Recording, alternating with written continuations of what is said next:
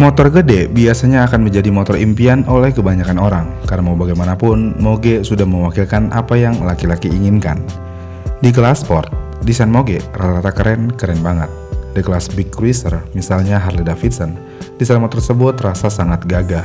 Bahkan di kelas naked sport, desain motor tersebut sangat terlihat menawan dan ini sangat berbeda jika kita mau bandingkan dengan desain naked sport kelas 150 sampai dengan 240 cc. Dengan hal tersebut, tentu aja moge menjadi bagian mimpi dari sebagian banyak orang. Apalagi dengan suara moge yang cukup menakjubkan untuk sebagian orang.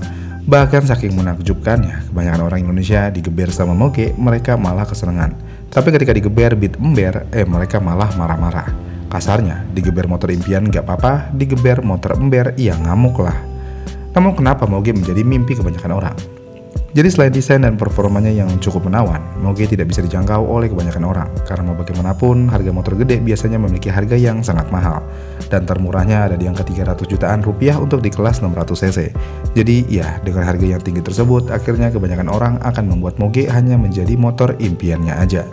Palingan ya, kalau kalian hanya mengejar suaranya aja, sebenarnya kalian bisa mengambil ZX25RR yang mana motor ini walaupun 250 cc, tapi sudah memiliki suara layaknya moge karena menggunakan mesin 4 silinder. Tapi semurah-murahnya ZX25RR tetap aja harga barunya ada di angka 100 juta lebih. Dan kebanyakan orang menganggap kalau untuk 100 juta rupiah hanya mendapatkan ZX25RR kayaknya kurang layak. Ya kalau dipikir-pikir sih iya juga. Apalagi kalau kita melihat harga moge beneran terbaru dari Yamaha ternyata cuma dijual dengan harga yang nggak jauh dari Kawasaki ZX25RR. Yang mana Yamaha menjual Yamaha R9 cuma di harga 160 jutaan aja. Emang iya? Jawabannya iya, tapi di Jepang. Kalau di Indonesia, ya mustahil sih R9 bisa dijual 160 juta doang. Minimal 300 juta lah, karena kalian tahu apa penyebab harga motor tersebut bisa melambung tinggi. Tapi yang menarik dari harga R9 ini, jika kita sandingkan dengan motor Yamaha pendahulunya yaitu R1 dan R6, harga R9 bisa dikatakan cenderung lebih murah daripada kedua motor tersebut. Namun kenapa bisa Yamaha menjual motor ini dengan harga yang murah? Untuk mengetahui hal tersebut, kita harus paham dulu R-Series dari Yamaha. Yamaha memiliki R-Series mulai dari R125, R25, R3, R6, sampai R1. Dan dari keluarga R-Series ini, untuk R6 dan R1 sudah menjadi motor paling favorit di jajaran tersebut. Namun sayangnya motor favorit tersebut harus disuntik mati karena adanya regulasi yang semakin ketat, yang mana Yamaha langsung membuat pengganti R6 yaitu R7. Ketika diperkenalkan, perspektif kebanyakan orang langsung terbelah dua. Ada yang suka, ada yang enggak. Karena mau bagaimanapun, Yamaha R7 menggunakan mesin CP2 alias 2 silinder, bukan 4 silinder lagi layaknya R6 dulu. Dan kalian tentu tahu salah satu alasan orang membeli moge, tentu aja suaranya, dan R7 tidak bisa memberikan suara yang merdu tersebut. Dengan kondisi ini, Yamaha akhirnya menciptakan sesuatu yang lainnya, yaitu Yamaha R9. Ketika diluncurkan, Yamaha R9 terlihat lebih menjanjikan daripada Yamaha R7, mulai dari desain sampai performanya. Apalagi kalau kita melihat harganya, motor ini benar-benar bisa dibilang cukup terjangkau untuk di kelasnya, yang mana motor ini hanya dijual dengan harga mulai dari 160 jutaan rupiah di Jepang. Tapi apa yang membuat Yamaha bisa menjual motor ini dengan harga yang murah? Jawabannya ada di R&D-nya, yang mana Yamaha tidak melakukan R&D yang terlalu dalam di motor ini.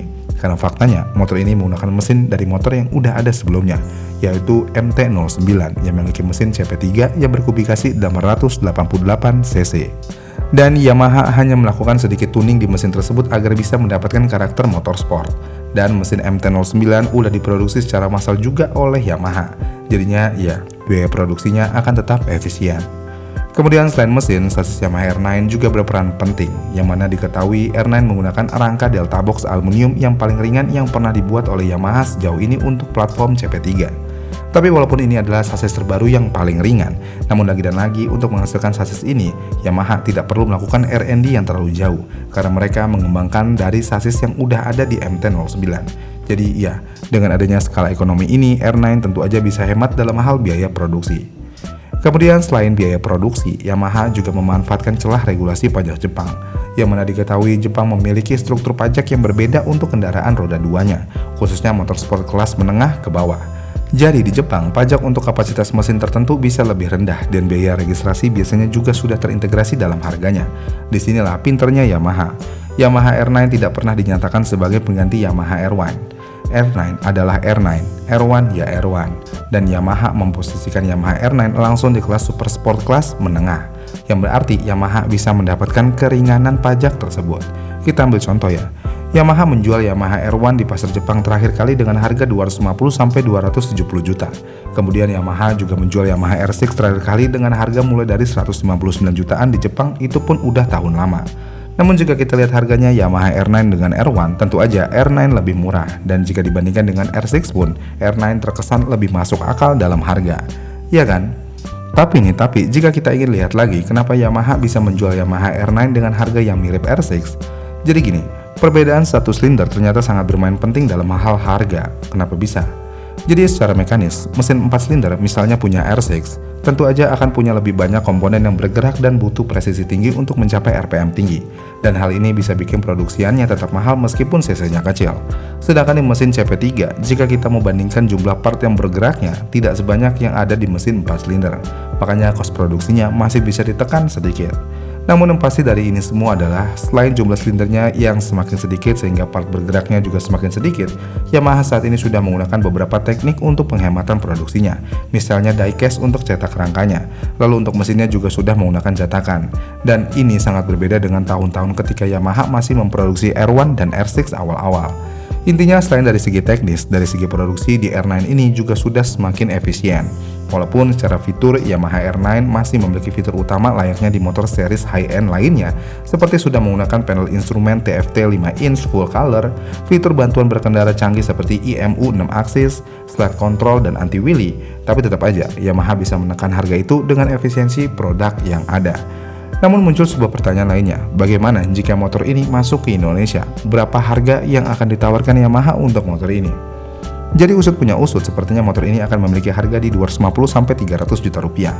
Walaupun memang harganya menjadi lebih mahal daripada yang dijual di Jepang, tapi tetap aja untuk sekelas motor 900cc, harga segitu ia masih cukup terjangkau di pasar Indonesia.